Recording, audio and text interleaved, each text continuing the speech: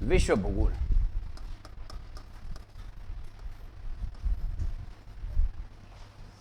विश्व भूगोल में अपन किसका अध्ययन कर रहे थे? महासागरों का। महासागरों का अध्ययन कर रहे थे। और महासागरों का अध्ययन करते समय कल मैंने आपको कुछ बातें बताई थी कि महासागर कितने प्रतिशत भाग पर है भाई? बोलते रहना साथ में, कितने? भूमि स्थल भाग कितने पर है? 29% भाग पर। इस 71% जो भाग है इसमें से महासागर टोटल यदि जल को 100% मांगे उससे 97% महासागर है, यानी खारा जल है। मात्र 3% जल है जो पीने योग्य है। कैसा है? पीने योग्य। और उस पीने योग्य मतलब मीठा पानी है, और उसमें भी अपने पीने योग्य पानी सिर्फ कितना है? 1%। बाकी वाला ग्लेशियर या भूमिगत जल के रूप में है, जिसका उपयोग इस टेक्नोलॉजी के अभाव में अभी तक मानव नहीं कर पाया। फिर अपने महासागरों के बारे में पढ़ा। महासागर संख्या में कितने हैं? 5। उसको गहराई के आधार पर और क्षेत्र के आधार पर बांटा। क्षेत्र के आधार पर बांटा तो एक प्रशांत महासागर आया, एक अटलांटिक महासागर आया, उसके बाद में हिंद महासागर आया, उसके बाद में अंटार्कटिक आया, उसके बाद में आर्कटिक आया। और यदि क्षेत्र के आधार पर यदि न बांट के गहराई के आधार पर बांटे अपन, गहराई के आधार पर सबसे पहले तो प्रशांत आई गई, और सबसे लास्ट में तो कौन से दो भाई? आर्कटिक। ये आर्क और आर्क से पहले अंटार्कटिक, इनसे पहले चेंज करना है। जहां अंटार्कटिक है, अंटार्कटिक है, वहां पर पहले किसको लेके आना है? हिंद महासागर को, और 30 नंबर पर लेके आना है इसको। इतना सा अंतर था। अब इसमें यह भी अपन ने पढ़ा है जो प्रशांत महासागर उसका क्षेत्रफल बहुत बड़ा है, लगभग 16.5 करोड़ वर्ग किलोमीटर के आसपास, जबकि पूरी पृथ्वी का क्षेत्रफल कितना है? 14.90, यानी कि पूरी पृथ्वी पूरी जो स्थल भाग है महाद्वीपों का क्षेत्र से भी अधिक क्षेत्रफल है अकेले प्रशांत महासागर का। अब आगे बात सुनिए। फिर अपन ने कुछ उच्चावच के बारे में बात की। उच्चावच के बारे में आपको मानचित्र बताया। उसमें कहा कि यदि आप 0 डिग्री रेखा गुजारते हो तो उसकी दक्षिण वाला हिस्सा है उसमें जलीय भाग अधिक है। उस पूरे दक्षिण गोलार्ध का लगभग 85% जलीय क्षेत्र है, इसको जलीय गोलार्ध कहते हैं। जबकि ऊपर वाला जो भाग है उसको ऊपर स्थल गोलार्ध कहते हैं, उत्तरी गोलार्ध। इतनी बातें पढ़ ली थी। फिर अपन पढ़े इस महासागरों के भीतर भी बहुत सारे उच्चावच पाए जाते हैं। महासागरों के अंदर भी बहुत सारे उच्चावच पाए जाते हैं, पर्वत, पठार, मैदान वगैरह, ये सारी बातें हमने कल पढ़ ली। अब उन उच्चावचों के अंदर आपको ये भी बताया कि विश्व की सबसे ऊंची यदि पर्वत श्रेणी कहीं देखोगे तो आपको हिमालय पर्वत श्रेणी नहीं मिलेगी। हिमालय स्थल भाग पर है। सागर के भीतर हवाई द्वीप जो है अमेरिका का 50वां राज्य है, उनके आसपास की मोनाको पर्वत श्रेणी वो सबसे लंबी और सबसे ऊंची पर्वत श्रेणी मानी जाती है। नंबर 1, सबसे गहरा गर्त किसी स्थल भाग पर ना होकर प्रशांत महासागर के मैरियाना ट्रेंच में। यही बात सीखी थी अपने। अब अपन पढ़ेंगे आगे प्रमुख उच्चावच है कौन कौन से, प्रमुख उच्चावच कौन कौन से। उससे पहले एक बार फिर आपको बता देता हूं कि महासागरों की यदि गहराई आपको मापनी है तो किस यंत्र का उपयोग करोगे? फैदम का। और यदि महासागर की दूरी मापनी आपको तो किसका प्रयोग करोगे? नॉटिकल मील का। किसका करोगे भाई? नॉटिकल मील का। अब नॉटिकल मील की जो लंबाई है वो होती है 1.8 किलोमीटर। कितनी होती है? तो फिर जमीन पर जो अपन चलते हैं मानक जो मील होती है उसकी कितनी होती है? 1.6 किलोमीटर, जिसको अपन बुजुर्ग लोग लगभग 3 किलोमीटर पार करेंगे वो कहेंगे 2 मील हुई है। बात समझ गए ना? तो मानक मील जमीन पर वाली है, और सागरीय जो दूरी मापी जाती है वो नॉटिकल मील या समुद्री मील में मापी जाती है। अब एक और बात सुनिए। आपको ध्यान है कि कुछ सागर इस भूमि पर कुछ भाग ऊंचे और कुछ भाग नीचे, कुछ गहरे भी है सागर में, कुछ ऊंचे भाग भी जो बाहर निकल के द्वीप का निर्माण करते हैं। अब उसके लिए एक शब्द आता है हिप्सोमेट्रिक या हिप्सोग्राफिक। सुनना बात को ध्यान से।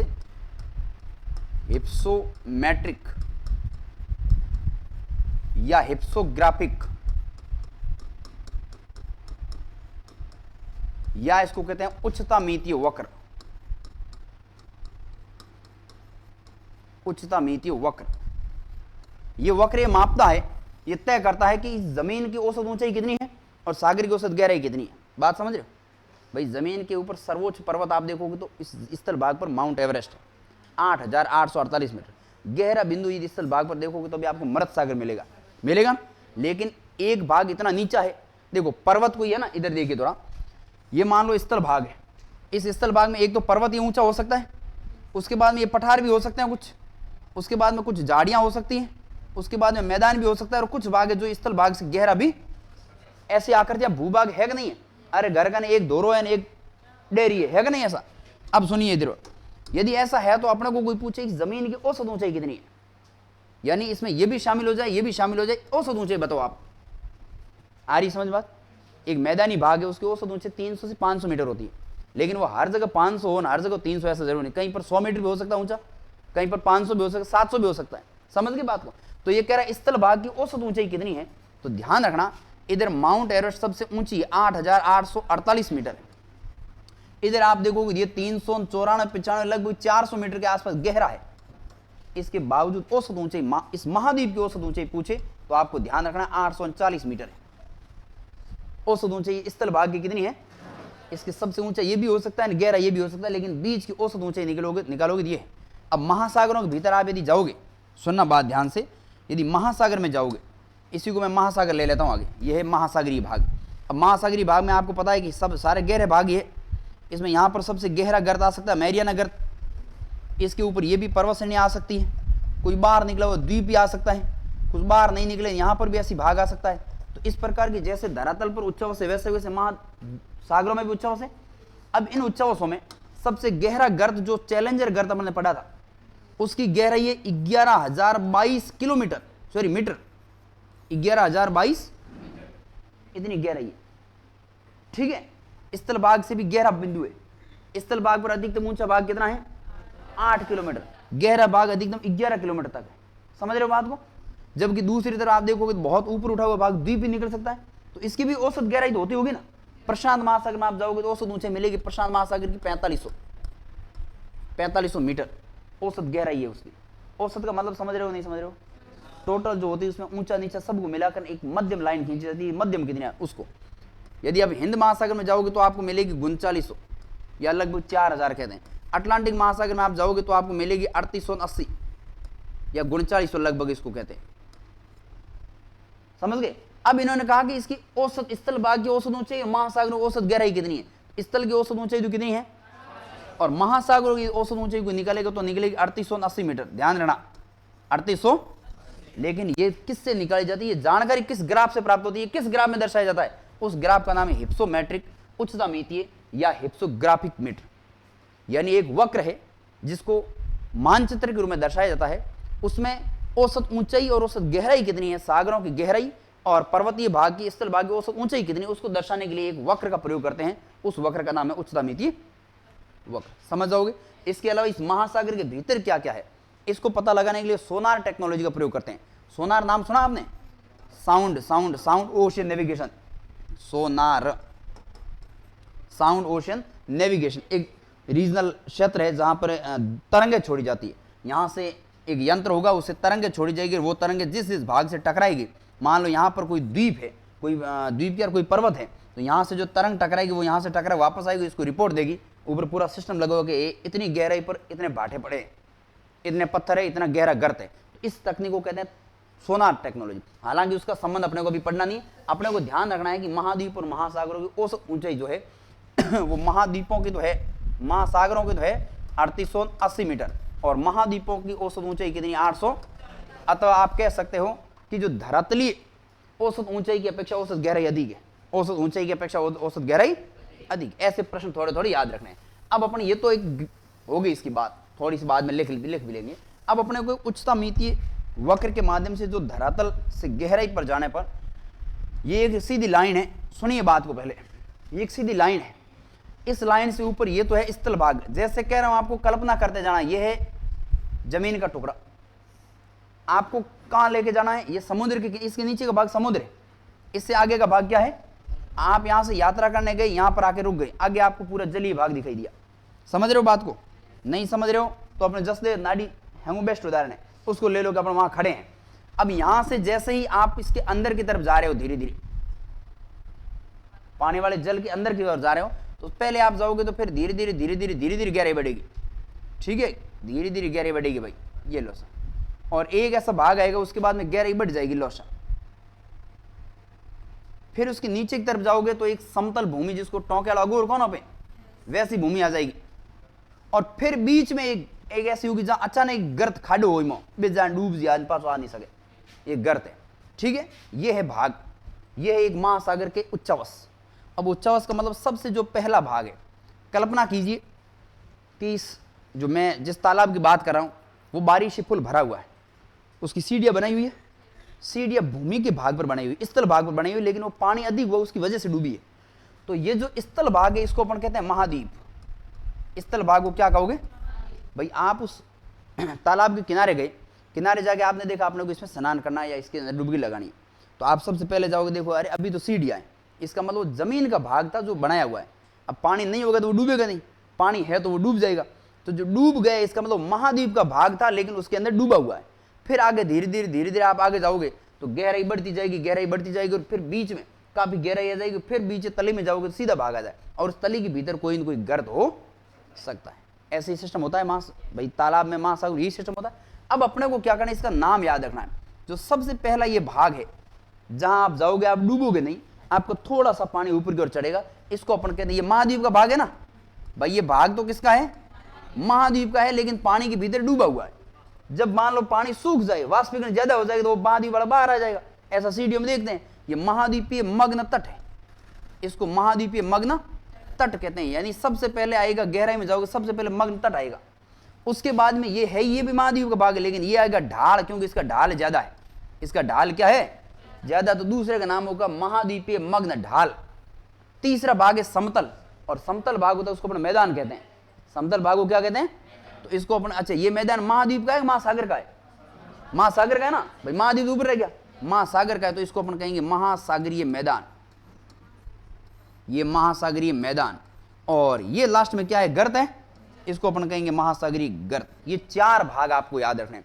आपको पूछेंगे कि स्थल भाग के किनारे से गहराई की ओर जाने पर कौन कौन से स्थल खंड या कौन कौन से भाग आते हैं जिनका अवरोही या आरोही क्रम बताओ। सबसे पहले कौन आएगा, फिर कौन आएगा, फिर कौन आएगा, फिर कौन आएगा। ठीक है, समझ के बात को। अब सुनिए, ये जो भाग है, इधर से नदियां आई, नदियां सारी सबसे पहले यहीं पर आके गिरेगी ना भाई, स्थल भाग से नदियां आई तो सबसे पहले जो पहले वाला भाग हो वहां आके गिरेगी।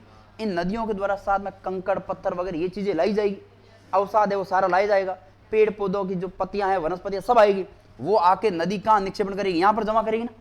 और नदी की एक विशेषता होती है, नदी जब भी आती है बड़े पत्थर होते हैं, बड़ी वस्तु होती है वो पहले जमा करती है, और उसके बाद में छोटी छोटी वस्तुओं का निर्माण या जमाव करती है। तो ध्यान रखना, आपको कोई पूछे इसका निर्माण कैसे हुआ, अब ये भाग धीरे धीरे ऊपर उठेगा ना। ये भाग हो गया महाद्वीप मग्न तट। ये मग्न तट जो है वो बड़ा है नदियों के द्वारा। किसके द्वारा बना है, नदियों के द्वारा। और नदियों के द्वारा क्या किया गया, यहाँ से जो अपर्दन करके जो चीजें लाएगी उसका क्या कर दिया यहाँ पर निक्षेपण। नए विद्यार्थी कही है तो सुन लेना, भूगोल के अंदर सबसे पहले आप समझ पढ़ने से पहले 3 शब्दों की जानकारी जरूरी है। एक तो सबसे पहले होता है अपक्षय, अपक्षय, अपक्षय के बाद में होता है अपर्दन, और अपर्दन के बाद में होता है निक्षेपण, निक्षेपण। 3 शब्दों की जानकारी है आपको, यदि जानकारी नहीं मैं बता दूं, तो बता दूं, है जानकारी बता दूं मैं। इधर देखना, ये एक चट्टान है, आपको मैं जैसे बोल रहा हूं वैसे सिर्फ दूर नहीं जाना, भूगोल में, राजनीति में, हिस्ट्री में कहीं नहीं जाना इन जगहों पर। ठीक है, आपको सिर्फ कहां रहना है, आपको अपने घरों के आसपास रहना है, आपके घरों के आसपास। और घर से बाहर निकली सबसे पहले आपको चट्टान देखनी, जो जमीन का टुकड़ा दिखाई दे रहा है उसको देखना है, और उसकी इमेज को आप दिमाग के अंदर, जैसे मैं बोल रहा हूं वैसे तस्वीर ला के जाना, अपने आप याद हो जाएगी। भूगोल इमेजिंग है। आप ऐसे देखो, घर से बाहर निकलते आपको सबसे पहले एक चट्टान मिली, उस चट्टान के ऊपर रेत है, क्या है, रेत है। अब ये रेत 2-3 प्रकार से बन सकती है। हो सकता है आपको ये भी जानकारी होगी कि सूर्य की तापमान आता है तो कोई चीज फैलती है, चट्टानें भी फैलती है, चट्टानों में भी फैला होगा, फिर तापमान कम हो जाएगा रात को तो वापस सिकुड़न होगा, तो बार बार कोई चीज फैलेगी, सिकुड़ेगी, उसे टूटेगी कि नहीं टूटेगी। अपन जब खेत की बाढ़ करते हैं तब उसकी चारों ओर तारबंदी करते हैं, फिर उस तार को तोड़ना होता तब क्या करते हैं, बार बार यही प्रक्रिया सेम, टूट जाती है ना। मिट्टी में भी यही प्रक्रिया हो रही है, परिणाम स्वरूप ये भाग टूट गया। टूटने से, ये यहां से टूटी तो क्या बनेंगे, टूटने से कण अलग हो जाएंगे, और अलग जो कण होते हैं उसी को अपन क्या कहते हैं, मिट्टी कहते हैं। भाई चट्टान है वो तो संगठित है, और जैसे ही उसके कण टूटकर अलग हो गए, असंगठित कण हो गए, उसको अपन क्या कर दिया, मृदा। तो चट्टान अलग है, मृदा अलग है। जैसे ही इस मृदा का निर्माण हुआ, इधर से चली आंधी, इधर से चली, या तो आंधी आ सकती है, और आंधी नहीं आए तो नदी आ सकती है, दोनों भाग आ सकते हैं ना। अब यहां से जो एक कंकड़ पत्थर रेत वगैरह जो अलग हुई है, ये इन नदियों के साथ में जाएगी, नदियों के साथ में जाएगी आगे, धीरे धीरे आगे जाके एक ऐसा भाग आएगा जब नदियों की ढलान समाप्त हो जाएगी, नदियों में बहुत ज्यादा भार हो जाएगा, तो नदी की कैपेसिटी आगे उस पदार्थों को ले जाने की नहीं होगी, नहीं होगी तो नदी क्या करेगी, बड़े बड़े पत्थर जो अपने पास उसको धीरे धीरे पीछे छोड़ेगी। अब उन पत्थरों को यहाँ से जो लेके उन कंकड़ पत्थरों को यहाँ जमाना शुरू कर देगी। जमाने में सबसे पहले बड़े पत्थर जमा करेंगे, और उसके बाद में धीरे धीरे छोटे छोटे जो कंकड़ है उनको जमा करेगी। अब सुनिए, यहां से जब इसने अपर्दन किया, अच्छा पहले तो ये चट्टान टूटी थी ना, जो चट्टान टूटी उसको कहा जाता अपक्षय, वेदरिंग। जो चट्टान टूटी अपने स्थान पर उसको क्या कहते हैं, टूटी क्यों उसका भी कारण बता दूंगा, अपक्षय कारण बताऊंगा। चट्टान टूट गई अपने स्थान पर, इसको अपक्षय कहा। उधर से आंधी और नदियां आई, इस टूटे हुए भाग को अपने साथ में लेके जा रही है ना, तो यहां से ले जाके यहां तक जब जमा के इसके बीच में ले जाने का काम किया, परिवहन का काम किया, इसको कहते हैं अपर्दन। और अपर्दन के बाद में ले जाके इन्होंने जमा कर दिया, इस जमा करने की प्रक्रिया को क्या कहा, निक्षेपण। अब मैंने अभी आपको कहा कि जो नदियां आई स्थल भाग से, उन्होंने आकर महाद्वीपीय मग्न तट पर कंकड़ पत्थरों का जमाव किया, जो जमाव किया उस प्रक्रिया को क्या कहते हैं, निक्षेपण। अर्थात महाद्वीपीय मग्न तट जो है वो नदियों के निक्षेपण का परिणाम है। गलत तो नहीं बोल रहा हूं ना, ठीक है। अब सुनिए इधर ये अपक्षय क्या है, अपक्षय का मतलब अपने ही स्थान पर चट्टान का टूट जाना अपक्षय कहलाता है। लेकिन वो अपने ही स्थान पर टूटी क्यों, उस टूटने के दो कारण हो सकते हैं, या तो हो सकता कोई प्राकृतिक कारण या हो सकता मानवीय कारण। प्राकृतिक कारण में सूर्य उत्तरदायी है, या एक उदाहरण के रूप में यूं भी सब सूर्य की जो तापमान है उससे तो चट्टानें फैलती और सिकुड़ती है ही। इसके अलावा अचानक यदि तापमान तो तेज है और अचानक बारिश हो जाए तो किसी गर्म पदार्थ पर, गर्म पत्थर पर, गर्म चीजों पर आप ठंडा पानी छिड़कोगे तो क्या होगा, छटकन होगा, उसमें टूट होगी ना। तो ये प्रक्रिया क्या होती है कि नहीं होती है। तापमान था और आधे घंटे बाद में जबरदस्त बारिश होगी, परिणाम स्वरूप चट्टानें अपने को दिखती नहीं है। लेकिन कई बार थे देखोगे, एक भाटो 10-15 दिन पहला थे देखना हाजो पड़े, 10 दिन बाद में क्या ना टूट पड़े।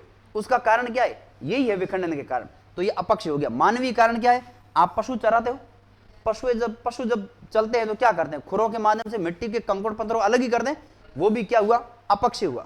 चट्टान से मृदा का निर्माण हो गया। अब जैसे ही जो कंकड़ पत्थर अलग हुए हैं, उस अलग करने वालों को नदी आई या पवन आई वो यहां से लेके जाएगी, यहां तो धीरे धीरे गर्त बनेगा। भाई इन कंकड़ पत्थरों में लेके चला गया, ये तो धीरे धीरे ऐसे गर्त बनते रहेंगे ना। ऐसा तो अपन देखते हैं, कणा हो वो तो बढ़िया जमजी धूल उड्डी को बन जी, लेकिन जैसे तो धूल उड्डी ना ला रहे, बे धूल उड़ी रे ला रहे, ठीक है बे धूल उड़ी रहे, ठीक है। तो ये बात हो गई। तो ये तो भाग हो गया धीरे धीरे गहरा, और ये जो भाग ये धीरे धीरे जमाव से क्या हो जाएगा, ऊपर उठ जाएगा, ऊंचा उठेगा ना, ये बन गया ऊंचा। तो इससे निक्षेपण से कोई भी भू आकृति ऊंची होती है, जबकि अपरदन से कोई भी भू आकृति का निम्नीकरण होता है। बात समझ रहे हो। और बीच का अपरदन, तो जब भी ऐसी चीजें आ जाए निक्षेपण, तो भूगोल में 3 शब्द सामान्य है, ये हर बार चलेंगे। अब आगे देखो भाई, तो मैंने ये कहा कि यहाँ की जो नदियां हैं या पवने हैं, या यूं कहीं या सागर की कुछ सागर में लहरें उठती है, वो लहरें या किनारे पर लोग ज्यादातर समुद्र के किनारे घूमने क्यों जाते हैं, क्योंकि वहां खड़े रहते हैं और सागर की लहरें आती है, वहां पानी पैरों के बीच में जाते बड़ा आनंद आता है, वहां खूबसूरती का दृश्य होता है। तो यहाँ की जो लहरें उठती वो लहरें यहाँ तक गई और यहाँ तक के भाग को तोड़कर वापस लेके आ गई। जब लहर तरंग यहाँ से अंदर की ओर जाएगी तो वापस आते कुछ मिट्टी लाएगी साथ में, और क्या करेगी, यमोन को लाई कोई ऊपर कि नहीं लेना ही है जो दाऊगन, अब वहां से लेके आएगी थी लाके यहाँ पर जमा कर देगी। तो ये जो तरंगों के माध्यम से है, नदियों के माध्यम से है, या जो पवनों के माध्यम से जो कंकड़ पत्थर रेत मिट्टी मृदा जो कोई कण आके यहाँ जमा होते हैं, उस जमाव की वजह से महाद्वीपीय मग्न तट का निर्माण। नंबर 1। दूसरी बात सुनिए, क्या ये नदियां यहां से आ रही तो पेड़ पौधों की वनस्पतियां जो पत्तियां हैं वो साथ में होगी कि नहीं होगी, वो भी तो होते हैं। और पेड़ पौधे आपको पता है कि जीवांश पदार्थ है, जीव होता है पेड़ पौधा में, यानी जो भी पदार्थ श्वास लेता है ऑक्सीजन लेता है उस सब में क्या है, पेड़ पौधे ऑक्सीजन लेते हैं कि नहीं लेते हैं, पेड़ पौधे लेते हैं ऑक्सीजन।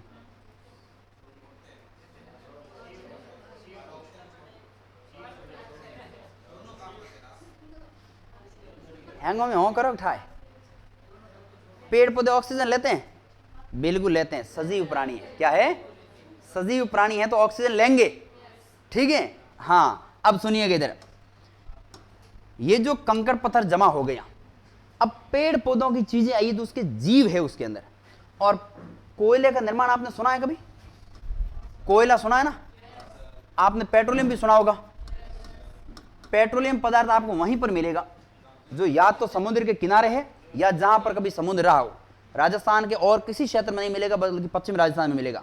और यहां पर जुरेसिक काल के अंदर समुद्र के भंडार पाए जाते थे, समुद्र का निक्षेप पाया जाता था, ऐसा अपन पढ़ते। 33 सागर का अवशेष है अपन। जबकि समुद्र के किनारे आप जाओगे तो मुंबई हाई है, अलिया बेट, खलिया बेट, ये बेसिन है, बस सही है। ये सारे जो क्षेत्र है, इन सारे क्षेत्रों में पेट्रोलियम पाया जाता है, क्योंकि जो सागरीय वनस्पति होती है, सागर के भीतर जो पानी था वहां तो बन गया पेट्रोल, और जहां सागर के भीतर सागरीय भाग न था, केवल ऐसे ही पत्तियां वगैरह निक्षेपित हुई, वहां बन गया कोयला। ठीक, तो ये जो कोयले वगैरह का निर्माण होता है ये वनस्पतियों से होता है, ध्यान रखना। पेड़ पौधे की वनस्पति होता है, और वनस्पति के भीतर क्या होता है भाई, जीव होता है। इसको इसलिए कहते हैं जीवांश। कैसे पदार्थ है? जीवाश्म पदार्थ है। कैसे हैं?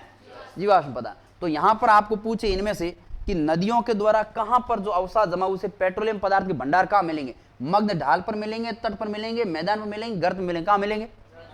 ढाल मग्न तट पर मिलेंगे, क्योंकि इन गहराई इन लंबाई 100 मीटर 100 फेदम है। ये जो है ना यहां से लगाकर, अच्छा आपको कोई पूछे मग्न तट कितने गहराई तक, भाई आपने प्रवेश करना शुरू कर दिया, आप कहोगे भाई ढाल कहां तक आएगा? औसत रूप से जो मापी गई वो 100 फेदम। 100 फेदम का मतलब 200 मीटर। 200 मीटर का मतलब कितने फुट? 600 फीट। कितने फुट? 600 फीट। यानी आप समुद्र के किनारे से 100 मीटर सागर के अंदर जाओगे, तब तक ज्यादा गहराई नहीं है, ढाल 1 या 2 डिग्री का बिल्कुल। तो जब ज्यादा गहराई नहीं है उस भाग को अपन कहते हैं मग्न तट। और जैसे ही जिस बिंदु पर ढाल शुरू हो जाए, ध्यान रखना ये बिंदु, अच्छा ये जो है ना ये मग्न तट, इसको इंग्लिश में शेल्फ भी कहते हैं। इंग्लिश में क्या कहते हैं? शेल्फ। महाद्वीपीय कॉन्टिनेंटल शेल्फ या महाद्वीपीय मग्न तट। जैसे ही इस बिंदु पर पहुंचे, ये मुझे पता है कि आपके भूगोल शायद आप पहली बार पढ़ रहे हैं, ये विश्व के महाद्वीपीय मग्न तट, इनसे आपको कोई लेना देना नहीं था। क्यों लेना देना नहीं था? कि आपके प्रश्न आता है महासागरीय विशेषताएं। अब अमूमन मैं कोचिंग संस्था में देखता हूँ महासागर विशेषता में महासागर, उसकी लंबाई चौड़ाई उसमें 2 बार उसको पढ़ा के छोड़ देते हैं, जो कि गलत बात है, क्योंकि 50 बार इसके प्रश्न आए हुए हैं। मग्न तट, मग्न, ये भी तो महासागरीय विशेषता है। महासागर भीतर क्या विशेषता ही है और क्या है ना। तो पहला है मग्न तट। ठीक, बात क्या कर रहा था मैं?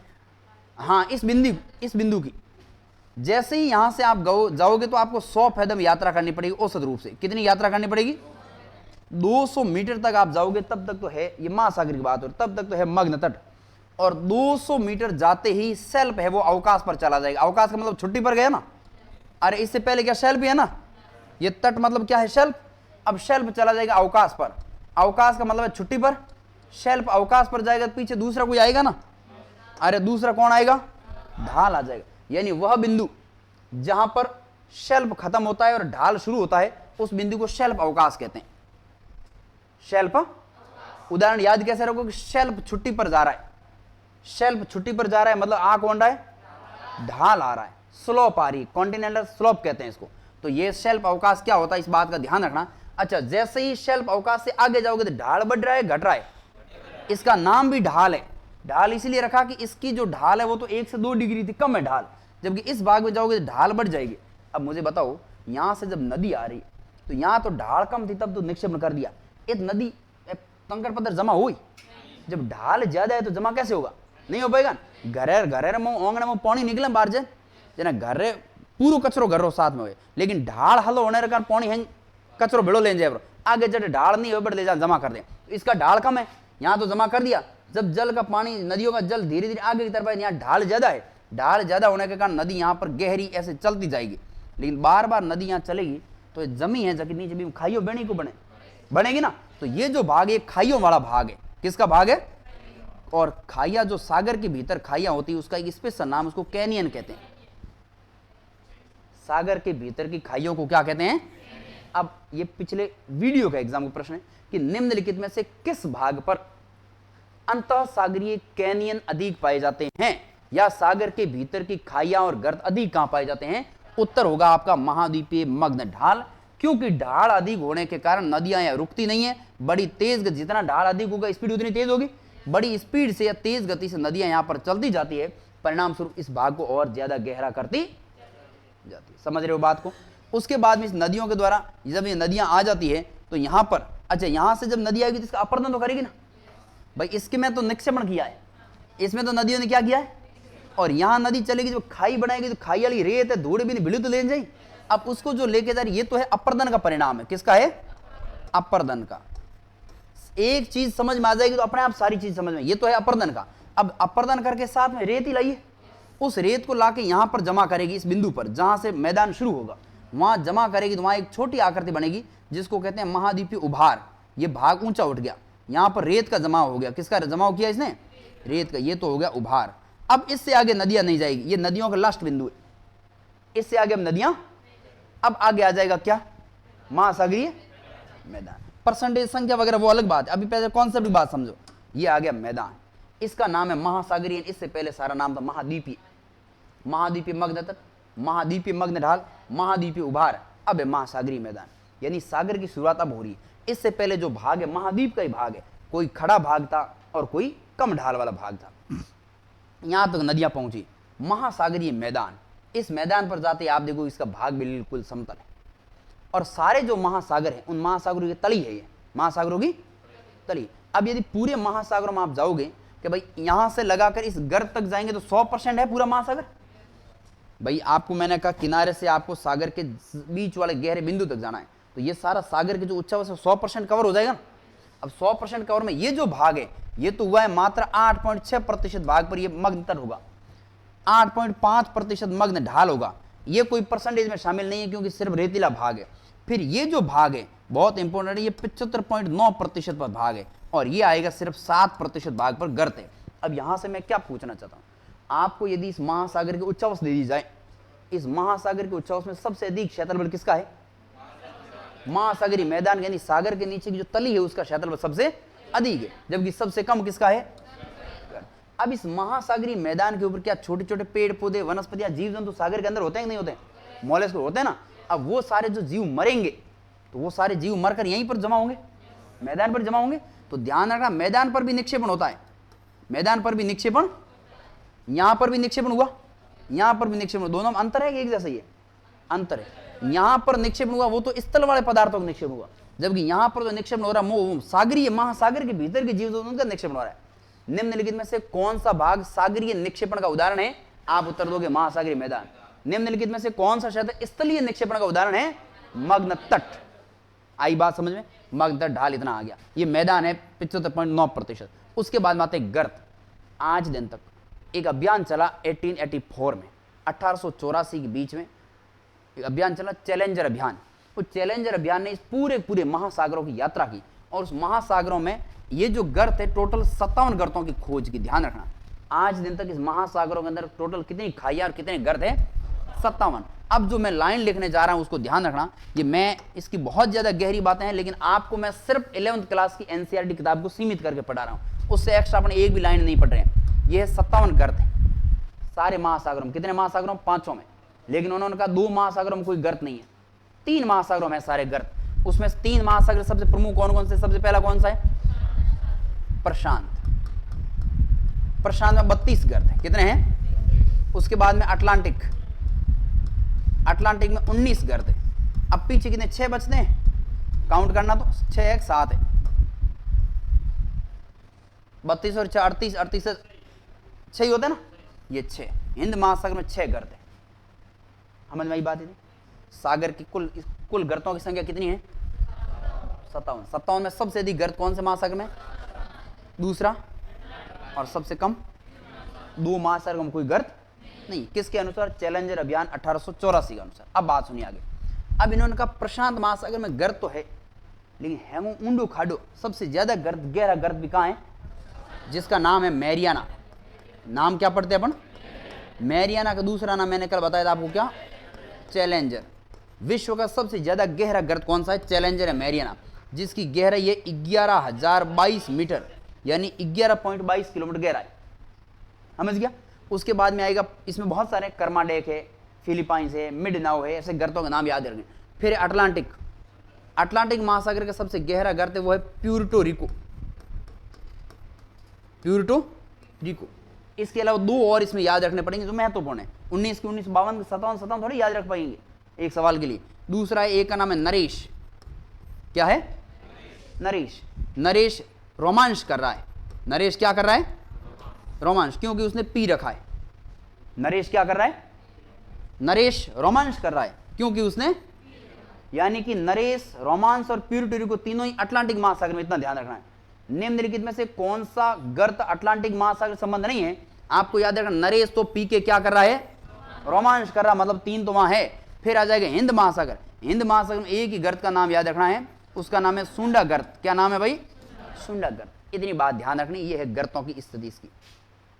अब इसमें से आपको सुनो, पहले आपको 1 मिनट के लिए सोचो ऐसे, बस सारे आंखें बंद करो 1 मिनट के लिए, सारे मौन व्रत धारण करो। हाँ सबको, मैं भी कर रहा हूँ, सबको आंखें बंद करनी, ईमानदारी से, नहीं सरस्वती नाराज हो जाएगी, पहले कह रहा हूँ, आंखें बंद करनी सबने। हाँ करनी मतलब करनी, सब करो आंखें बंद करो। मेडिसिन करते हैं थोड़ा 5 मिनट के लिए, कर लिया आंखें बंद सबने। अब नींद कैसे आ जाएगी, आंखें बंद की, उसके अंदर सोचो, आप सोचो सबसे पहले आप ऐसे, मतलब सोचना क्या, कहानी बनानी, मैं सागर के किनारे खड़ा हूं या खड़ी हूं, ठीक है। पहली बात तो रोमांच करना है, तो कौन से महासागर में जाओगे, अटलांटिक में। साथ में कौन है, नरेश, ठीक, ओके, ठीक है। सबके साथ में नहीं होगा, किसी के साथ में होगा। चलो किनारे पर खड़े हो आप। अब किनारे से आपको सागर के अंदर की ओर प्रवेश करना है।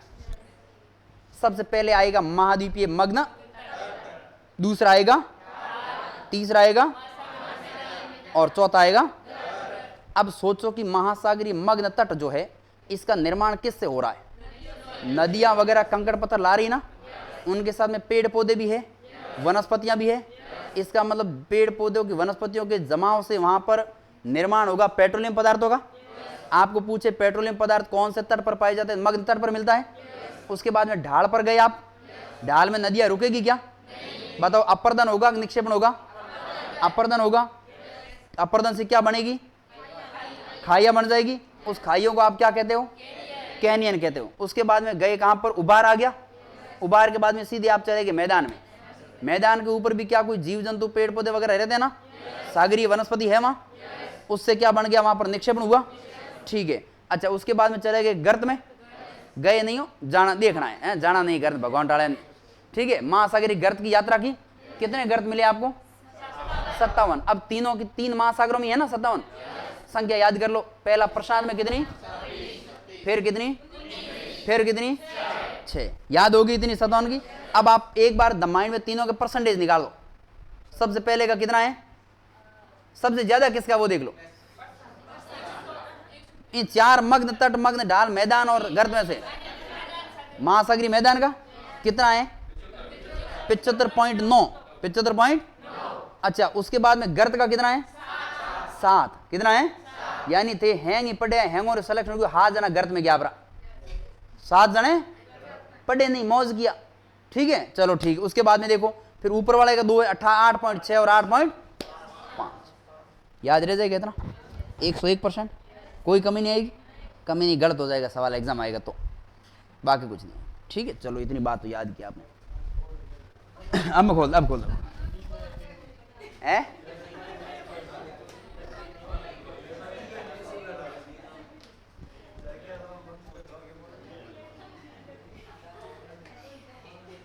अच्छा अब एक बात सुन लो, एक जो काम की बात है वो याद करवा दे तो एक लाख।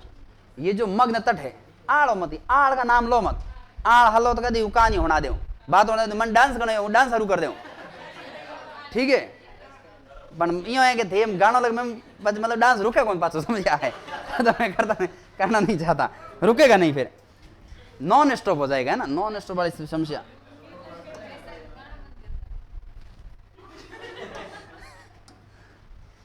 ये महाद्वीपीय मग्न तट है, सुना, इस मग्न तट, ये तो अपन 100 जो मानी है ना, ये तो औसत हो सकती है, हैंगों में 100 थोड़ी हुए।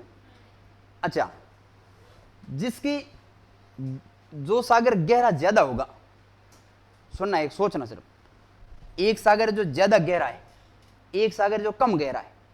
कम गहरा इसका मतलब ये भाग ऊपर होगा, ये भाग ऊंचा रहेगा, कम गहरा का मतलब ये है। और ज्यादा गहरा इसका मतलब गहरा, और नीचा जाएगा इसका मतलब दूरी, गहराई बढ़ जाएगी ना, 100 गहराई बढ़ जाएगी। अपने को तो गहराई कितनी चाहिए। अब आपको मैं कहूं कि एक तो है गहरा महासागर, सबसे गहरा महासागर, ठीक, एक है सबसे उथला महासागर। उथला का मतलब है कम गहरा, जो कि है आर्कटिक। कौन सा है, आर्कटिक।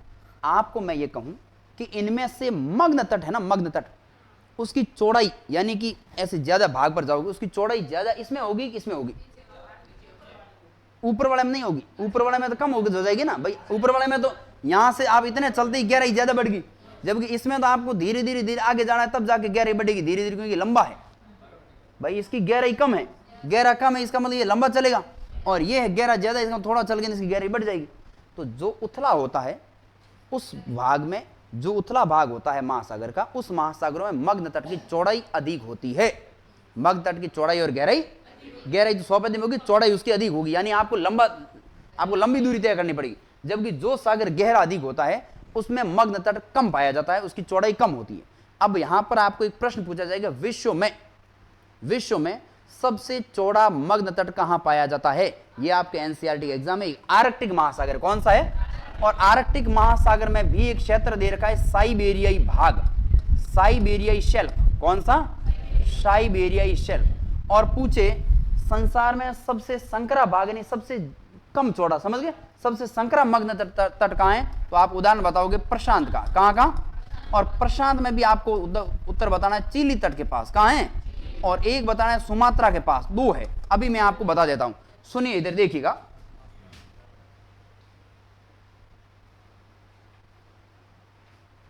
ये नींद आ रही है ना, उनको समझ में नहीं आ रहा है का फिर रात गर्भ माता जना वास्तविक स्थिति की है बताओ।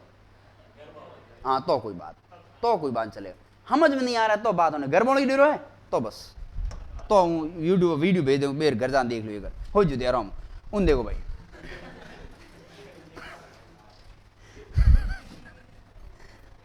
अब इधर देखो, ये है आर्कटिक उत्तरी सागर,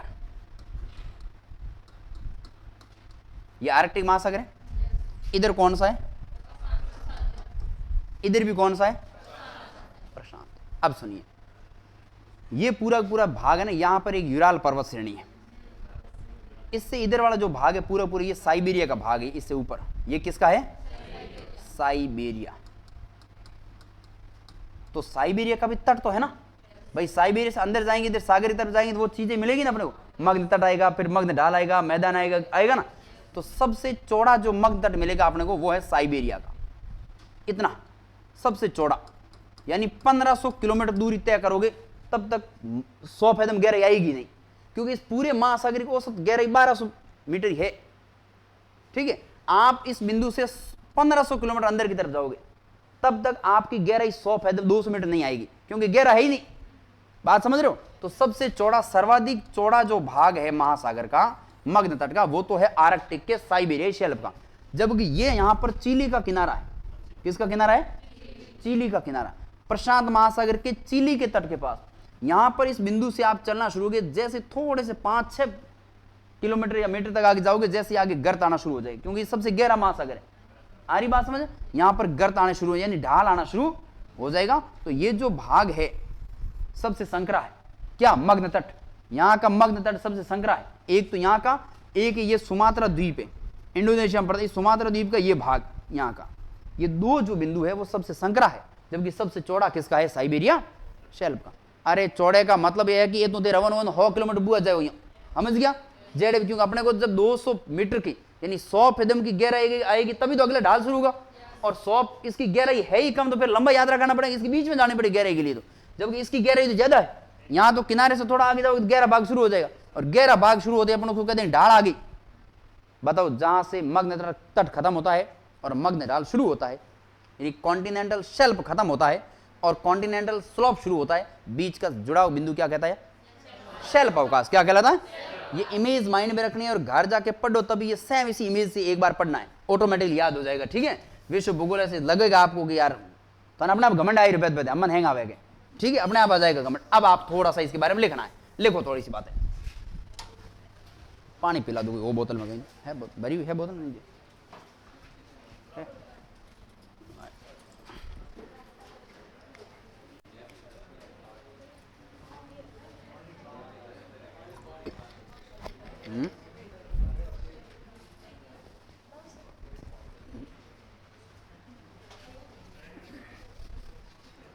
अंतिम रूप में क्या लिख रखा था आपने? महासागर उच्छ्वास लिख रहे थे।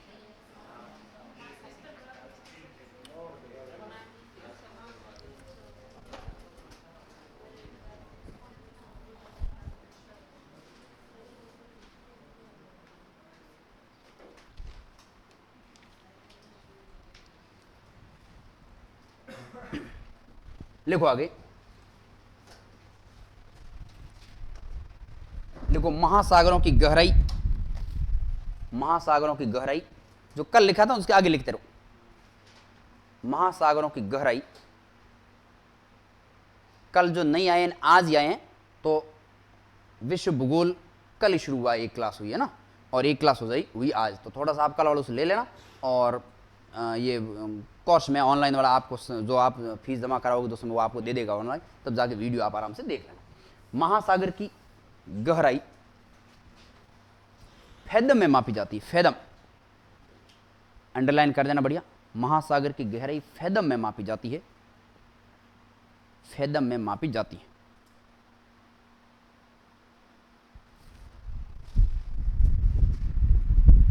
आगे लिख दो थोड़ा सा, एक फैदम बराबर 200 मीटर बराबर 600 फीट, यानी 1 मीटर में 2 फीट होते हैं। एक फैदम 200 मीटर 600 फीट, ठीक है ना।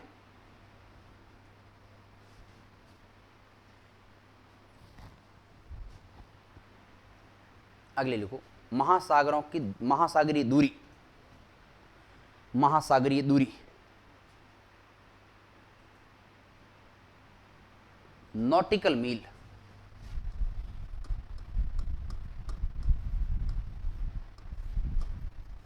नॉटिकल मील को हिंदी में समुद्री मील कहते हैं।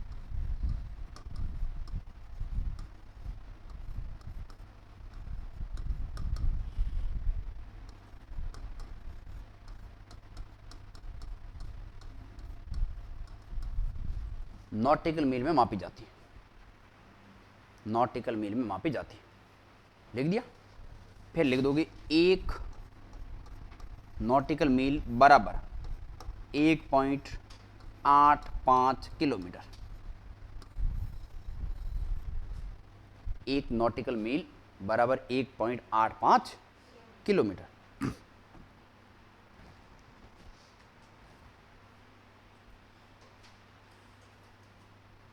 लिख लिया। फिर लिखो एक शब्दावली और लिखो, फिर अपन शुरुआत करते हैं।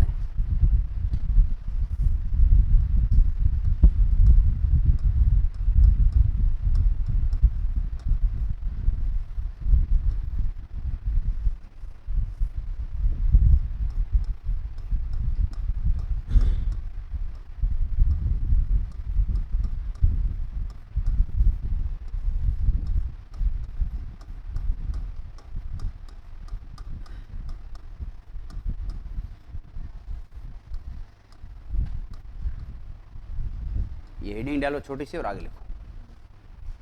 क्या हुआ?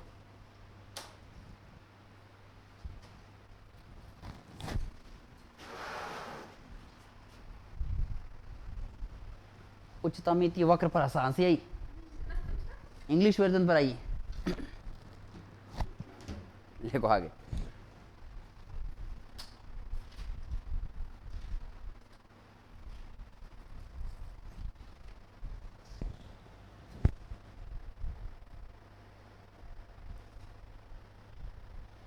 पहले बोलो, आगे बोलो। देखो महासागरों की औसत गहराई, महासागरों की औसत गहराई, महासागरों की औसत गहराई तथा महाद्वीपों की औसत ऊंचाई, महाद्वीपों की औसत ऊंचाई, महासागरों की औसत गहराई और महाद्वीपों की औसत ऊंचाई को इस वक्र द्वारा दर्शाया जाता है, इस वक्र द्वारा दर्शाया जाता है।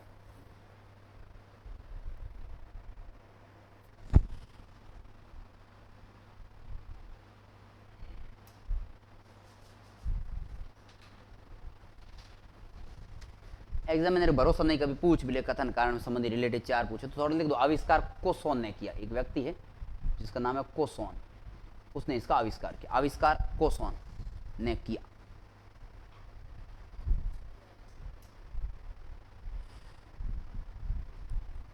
आविष्कार कोसोन ने किया। फिर देखो इसके अनुसार, इसके अनुसार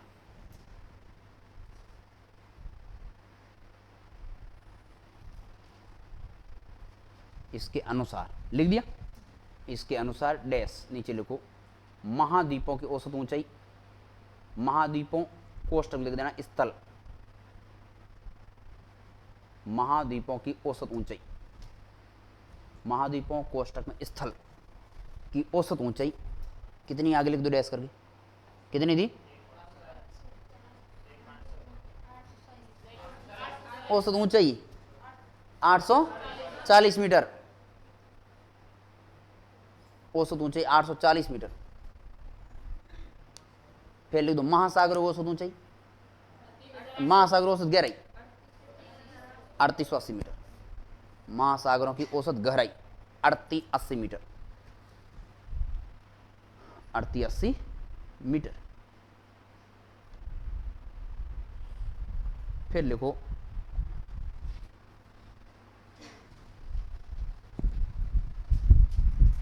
लिख लिया। अब अपन क्या करते हैं, एक सामान्य कभी कभार एग्जामिनर यूं भोला पंतराने के लिए एक सवाल पूछ लेता, पंतराने के लिए ऐसे कि जो उच्चावश है ना, उस सागर के उच्चावशों को अपन दो भागों में बांटते हैं। सुनना बात को थोड़ा सा, उच्चावश को कितने भागों में बांटते हैं, दो भागों में बांटते हैं। एक तो उच्चावश है वो है प्रमुख उच्चावश, और एक होते हैं जो लघु या गौण उच्चावश माने जाते हैं, लघु यानी जिसका महत्व कम होता है।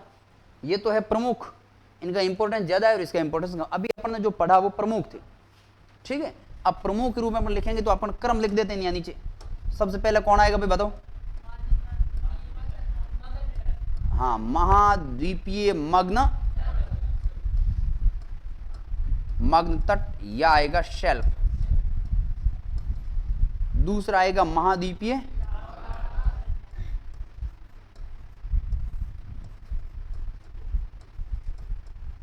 मग्न ढाल, या आएगा स्लोप। तीसरा आएगा महाद्वीपीय उभार,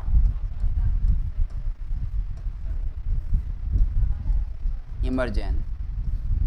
चौथा आएगा महासागरीय मैदान,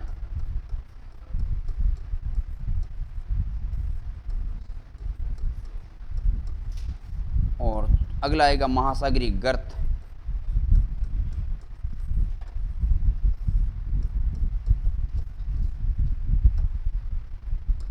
और लघु आप पढ़ोगे तो लघु में जो है इसमें एक आएगा मध्य महासागरीय कटक, सबसे महत्वपूर्ण है। कटक का मतलब है कि महासागरों के बीच पर्वत श्रेणी है ना, पर्वत श्रेणी जैसे अपने स्थल भाग पर हिमालय है, वैसे महासागर के अंदर भी पर्वत श्रेणी है ना। कल मोनाको वगैरह मैंने बताया था ना, हाँ मध्य महासागरीय कटक, उसको कटक कहते हैं। एक आ जाएगा महासागरीय द्वीप या द्वीप समूह, सागरों के भीतर द्वीप है ना, द्वीप समूह। इसके अलावा एक आएगा समुद्री टीला, टीला है मतलब पठारी भाग है। एक इंपॉर्टेंट शब्द आएगा गुयोट, गुयोट। इनको पढ़ के ये बात बताऊंगा, ये आप ऐसे लिख लो एक बार। पिछले एक सेकंड में पूछा गया निम्नलिखित में से कौन सी आकृति प्रमुख उच्चावश में शामिल नहीं है। अब इनके अलावा जो भी हो प्रमुख उच्चावश में नहीं है। कटक आ गया, कटक गौण या लघु उच्चावश है। एक एक चीज को माइनर तरीके से पढ़ना है, और आपको मैं गारंटी देता हूं, गारंटी इसकी देता हूं कि एक भी सवाल आपको बाहर से नहीं मिलेगा, एक भी। अभी तक जितने एग्जाम हुए, मुझे पढ़ाते लगभग 2 साल हुए हैं, 2-2.5 साल, ठीक है। एक भी एग्जाम हुए उसमें से एक अपने इस भूगोल की देख ये पैठ है कि अभी एक भी सवाल हमने बाहर नहीं जाने दिया, है ना। और एक बार मैंने यहाँ पढ़ाया था अपने आधुनिक राजस्थान का इतिहास, तब भी अपने लाए का सवाल कोई बाहर गए। ये एक मैटर थोड़ा कम ही लिखते हैं, ज़्यादा एक्स्ट्रा फालतू लिखते नहीं, और उसको बार बार रटा मारना है आपको बस।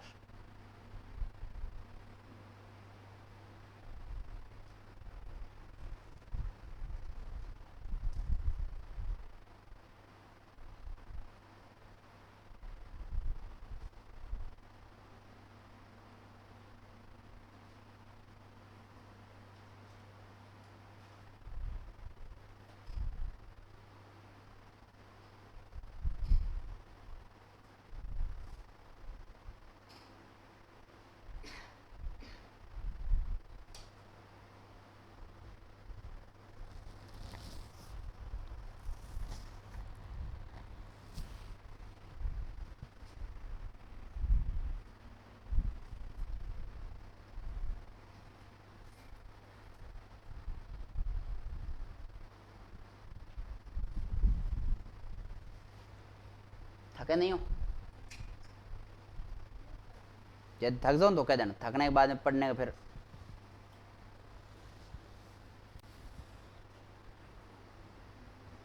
थक गई।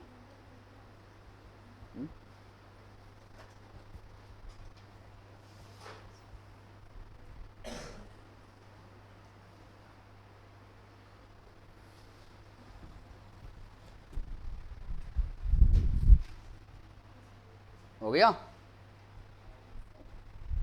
लिख लिया?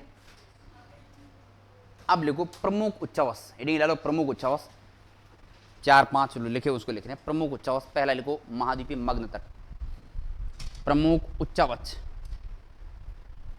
प्रमुख उच्चावच,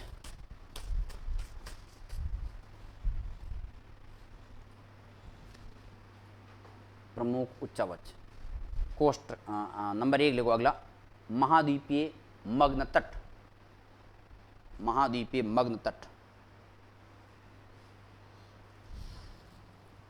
कोष्टक में लिख देना शेल्फ, महाद्वीपीय मग्न तट कोष्टक में शेल्फ।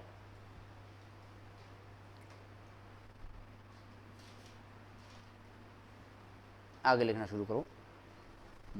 जैसे एक बार और सुनना, जैसे मैं बोल रहा हूं वो कि वो लाइनें आपके पास वापस उस क्षेत्र से, वो महासागर से दिमाग आनी चाहिए, ठीक है? तब दोबारा नहीं पढ़ना पड़ेगा। देखो, महाद्वीप का वह भाग, महाद्वीप का वह भाग जो समुद्र में डूबा हुआ है,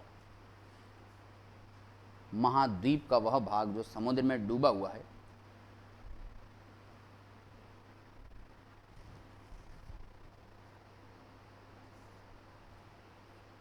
मग्न तट है, मग्न तट है।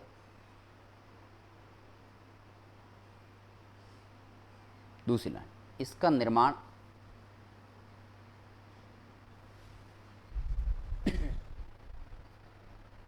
महाद्वीपीय पदार्थों के निक्षेपण, महाद्वीपीय पदार्थों के निक्षेपण,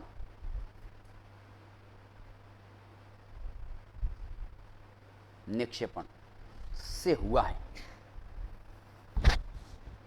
निक्षेपण से हुआ है। कोष्टक में देखना, आपको थोड़ी व्याख्या जरूरी। कोष्टक में लिखो पवन जल, सॉरी, पवन नदी एवं तरंगों द्वारा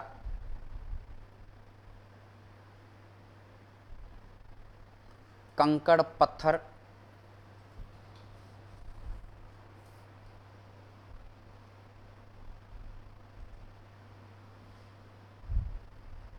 का जमाव, का जमाव।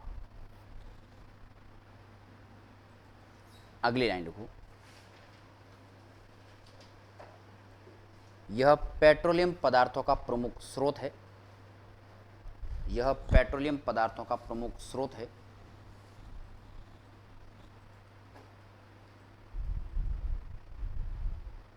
पेट्रोलियम पदार्थों का प्रमुख स्रोत है, क्योंकि क्योंकि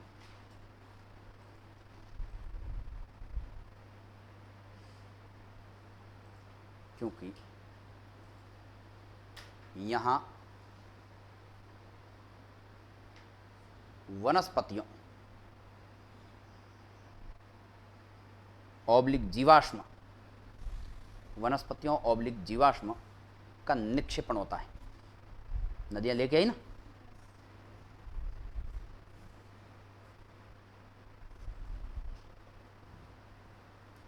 अगला लिखो, इस तट की औसत गहराई, यानी किनारे से आप कितनी गहराई तक जाओगे, लंबाई भले कितनी भी हो सकती है, लंबाई का तो उसके यूं चौड़ाई जो उसके लंबाई तो इसकी औसत 80 किलोमीटर होती है, ठीक है? मैं बताऊँ, दिखाऊंगा अभी सारी बातें। लेकिन भाई 80 किलोमीटर भी जाना पड़े, भले भले 1500 किलोमीटर जाना पड़े, 100 किलोमीटर जाना पड़े, 100 फैदम गहराई आएगी तब जाके इसकी पूर्ति होगी औसत रूप में, ठीक है? क्या लिखा आपने? इस तट की औसत गहराई 100 फैदम ऑब्लिक, 100 फैदम ऑब्लिक कितने मीटर? 200 मीटर ऑब्लिक 600 फीट होती है।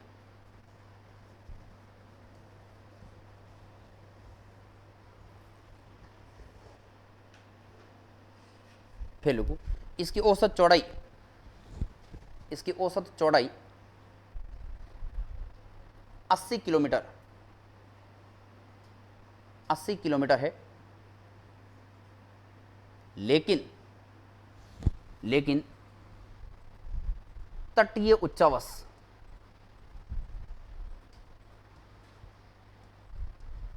तटीय उच्चावश चौड़ाई को प्रभावित करते हैं।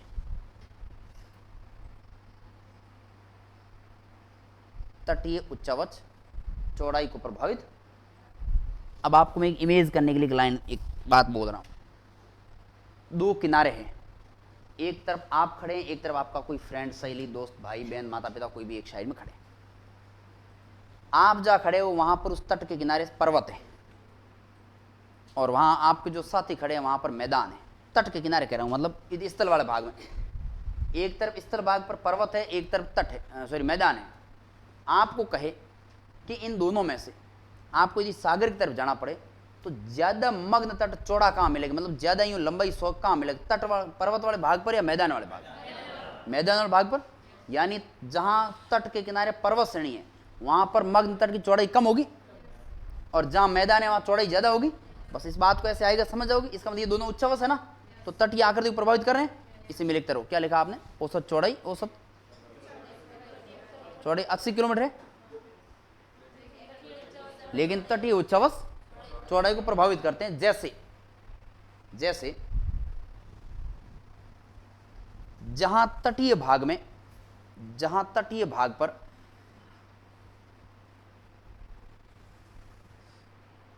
तटीय भाग पर पर्वत या पठार हो, पर्वत या पठार हो, तो मग्न तट क्या होगा, कम चौड़ा। मग्न तट कम चौड़ा, यानी संकरा, मग्न तट संकरा होगा, मग्न तट संकरा होगा। और जहां मैदान, जहां मैदानी भाग स्थित है,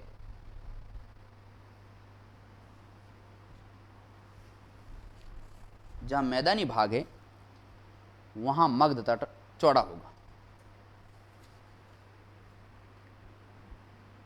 जहां मैदानी भाग है वहां मग्न तट चौड़ा होगा।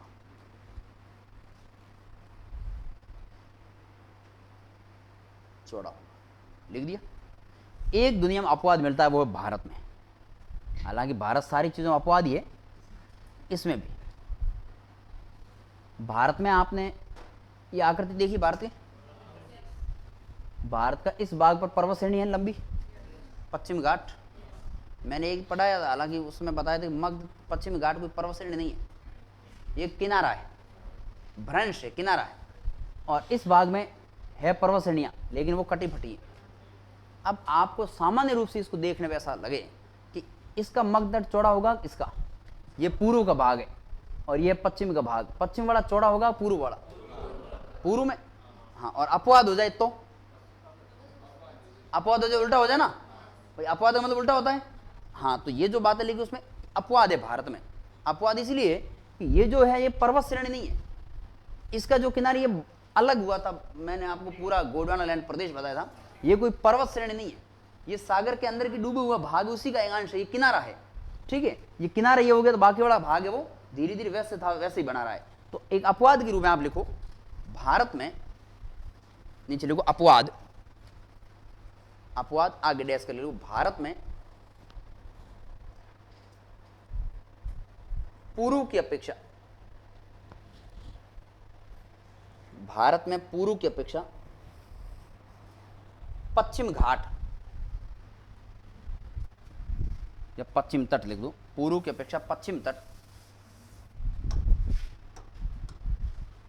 पूर्व की अपेक्षा पश्चिम तट अधिक चौड़ा है।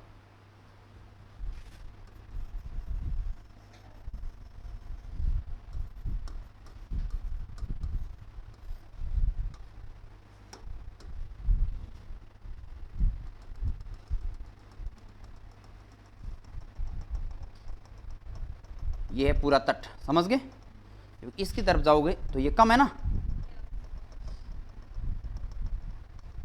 बस ऐसे आप बना दो। ये तो है 50 किलोमीटर तक, 50 किलोमीटर चौड़ा तट, और ये है 150 किलोमीटर चौड़ा तट।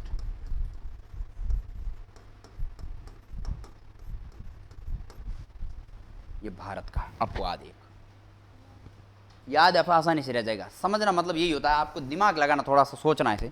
जिस भाग पर पर्वतीय होते हैं उसकी चौड़ाई कम होती है, जहाँ मैदान है उसकी चौड़ाई ज़्यादा है, लेकिन भारत इसका अपवाद है।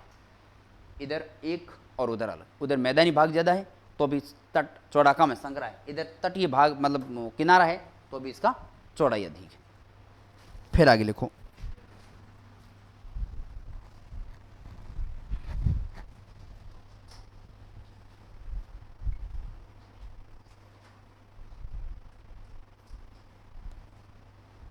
देखो अगली लाइन, कुल महासागरीय क्षेत्र का 8.6% भाग है। कुल महासागरीय क्षेत्र का 8.6% भाग मग्न तट है।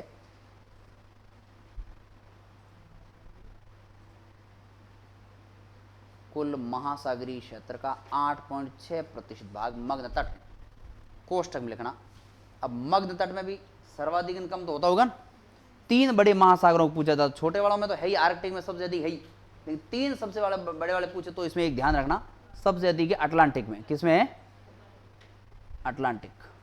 लिख देना सर्वाधिक अटलांटिक। हालांकि इसका क्षेत्रफल बड़ा है तो क्षेत्रफल तो अधिक होगा ही, सर्वाधिक अटलांटिक। दूसरा प्रशांत, तीसरा हिंद। अटलांटिक, प्रशांत और हिंद। अब प्रशांत महासागर में कुल क्षेत्रफल अधिक हो गई, है ही कितना बड़ा, उसके सारे क्षेत्रफल मिला दे तो बाकी वाला तो नजदीक नहीं लगते। अटलांटिक, प्रशांत और हिंद। फिर आगे लिखो, सर्वाधिक चौड़ा तट। सर्वाधिक चौड़ा तट इंपॉर्टेंट लगा दो साइड में। सर्वाधिक चौड़ा तट आर्कटिक महासागर का साइबेरियन शेल्फ है। सर्वाधिक चौड़ा तट आर्कटिक महासागर का साइबेरियन शेल्फ है। कोष्ठक में लिखना 1500 किलोमीटर। औसत चौड़ाई 80 किलोमीटर थी। सर्वाधिक चौड़ा मग्न तट आर्कटिक महासागर का साइबेरियन शेल्फ है।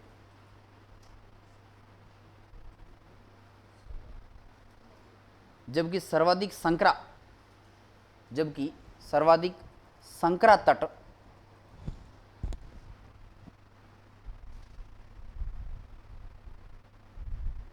चिली एवं सुमात्रा। चिली, दिमाग मारा, चिली एवं सुमात्रा। चिली एवं सुमात्रा तट के पास पाया जाता है।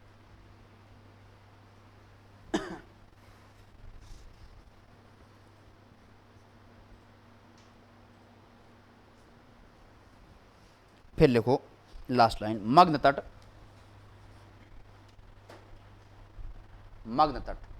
मत्स्य संग्रहण केंद्र। मग्न तट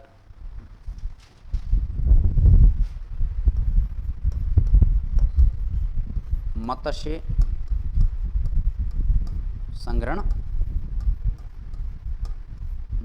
संग्रहण केंद्र के लिए उपयोगी है।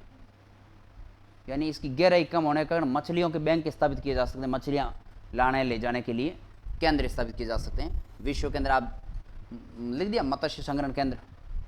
विश्व में आप जाओगे तो आपको कई बैंक मिलेंगे, या बैंक हैं, हाँ बैंक मिलेंगे।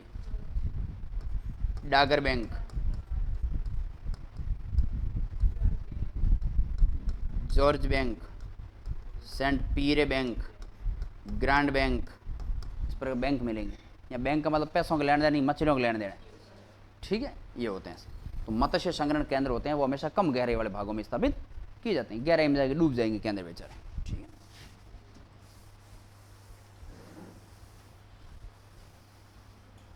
अब आपको क्या करना है, इसमें एक छोटी सी लाइन बनानी है ऐसे।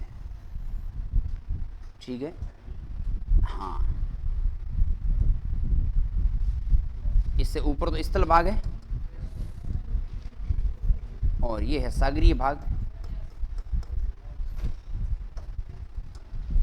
इसमें अपने को यहां से ऐसे शुरू करना है।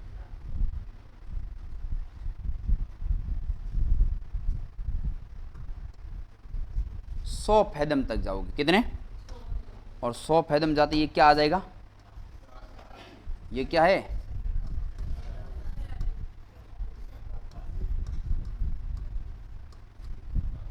शेल्फ अवकाश, और शेल्फ अवकाश से आगे का भाग है उसका ढाल बढ़ जाएगा। ये लो, ये हो जाएगा ढाल। अपने को ढाल अभी पढ़ना नहीं है, इसलिए छोड़ देते हैं। अपने को पढ़ना है इसको।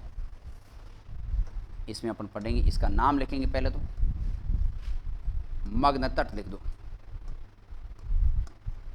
ये मग्न तट है।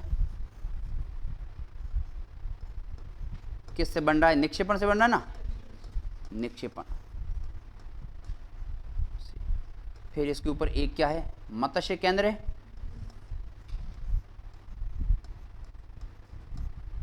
पेट्रोलियम पदार्थ है यहां पर।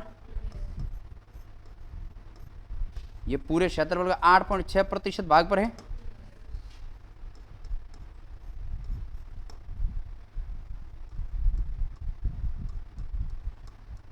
ये अटलांटिक, प्रशांत, हिंद।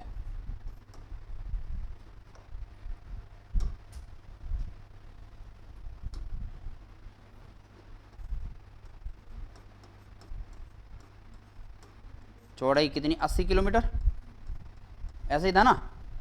इसमें सर्वाधिक और न्यूनतम दोनों आपको याद है। सर्वाधिक साइबेरियन शेल्फ में है और न्यूनतम चिली और सुमात्रा के तट के पास में।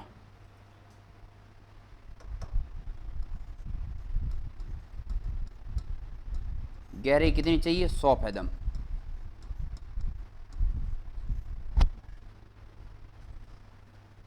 इतनी बातें पढ़ी, और क्या पढ़ा?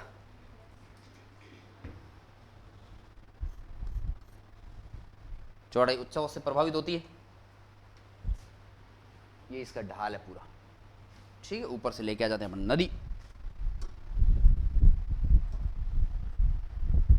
नदी भी आ सकती है, पवन भी आ सकती है, कुछ भी आ सकते हैं। इसमें ध्यान रखना, पहले हमेशा बड़े पत्थर और बाद में बस निक्षेपण का परिणाम होगा। इसका एक यहाँ ढाल लिखो तो भी लिख देना, ढाल। एक से 3 डिग्री, ढाल 1 से 3 डिग्री।